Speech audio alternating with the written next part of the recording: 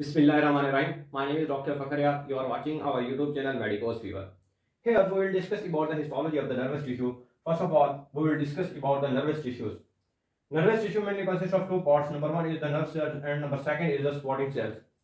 Nerve cell, firstly we will discuss about the nerve cells. Nerve cell mainly consists of two parts. Number one is the sensory and other are the motor. Why it should be the name sensory? Because it contains sensory information. If temperatures on our body, it carries the sensory information toward our central nervous system. Then other system is the motor system. Motor system taking a response from the temperature and hand moves toward it. That's why two systems, sensory and motor system, combine by each way and communicate with each other. Now it has mainly discussion into single polar neuron, bipolar neuron and a multipolar neuron. In case of the single polar neuron, mainly structure of the neuron consists of three parts. This part is the cell body and here nucleus, and these are the mainly granules. This part is the dendrites and this part is the axons. Mainly in case of single polar neuron, it contains one poles and these move toward the dendrites. These are the dendrites part. It has one mainly single processor. In case of the bipolar neuron, it contains two poles, number one pole and the number second pole, and these are the axons that taking the information toward the central nervous system. These are the dendrites mainly involved in the peripheral nervous system. This is the Duster second part. Both are involved in these are both polar, bipolar. In case of the multipolar, we are discussing multipolar mainly consists of many poles. This is the cell body and these are the dendrites. These dendrites, and mainly it contains of many dendrites. It contains many poles here, and one large pole is the axon. That's why this is a nucleus. Mainly the discussion is that this is multipolar neuron because of the many poles. Here one pole, other pole, other pole, other pole, other pole. These are the multipolar neuron.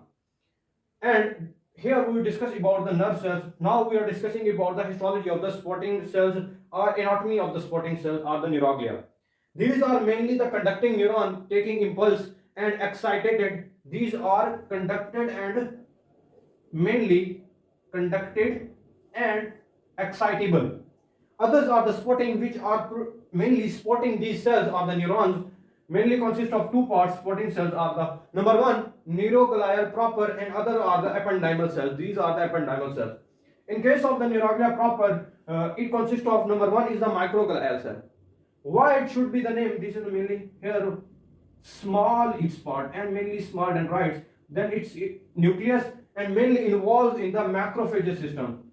Macrophages of the central nervous system are the important in the microglial cells. These are protection against our bacteria and other system of the body. These are the macrophages of our central nervous system. Here, these are the astrocytes. Why the name should be called as astrocytes? Because it mainly contains of the star shaped. These are the star shaped and it has nucleus. This is the blood vessels. Here it is a blood vessels. It mainly penetrates through their foot with the blood vessel.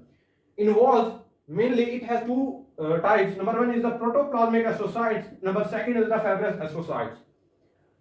Protoplasmic astrocytes are mainly present in the gray matter of the brain and of the spinal cord, and the fibrous part is present in the white matter of the brain and spinal cord.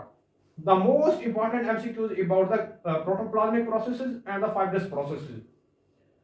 Now, its function is mainly highly rich in potassium ions. If highly rich in potassium ion, they involved in the conductivity and improving the conductivity of the nervous system. And other main function is the metabolites exchange, mainly of the carbon dioxide, which is the most important in the involvement in the carbon dioxide, mainly exchange of oxygen and carbon dioxide and maintain the metabolites process.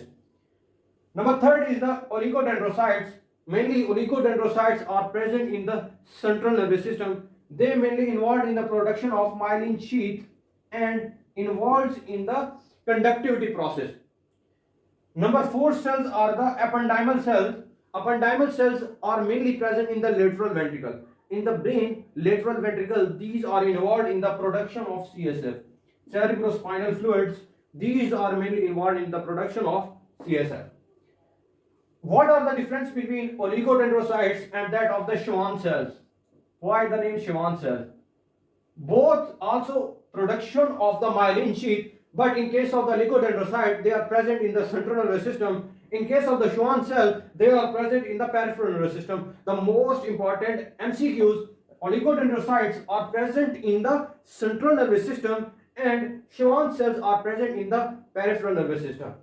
That we all discussed about the nervous tissue histology.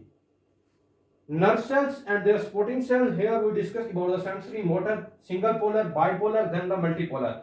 Then we have discussed in the supporting cells, microglial cells, astrocytes, and then of the ependymal cells and oligodendrocytes. And the relation between the Schwann cells and the oligodendrocytes and the comparison we have discussed. Thank you so much. Jazakallah. Allah Hafiz. Please like and subscribe our channel Medicos Fever and remember us in your prayers. Allah Hafiz.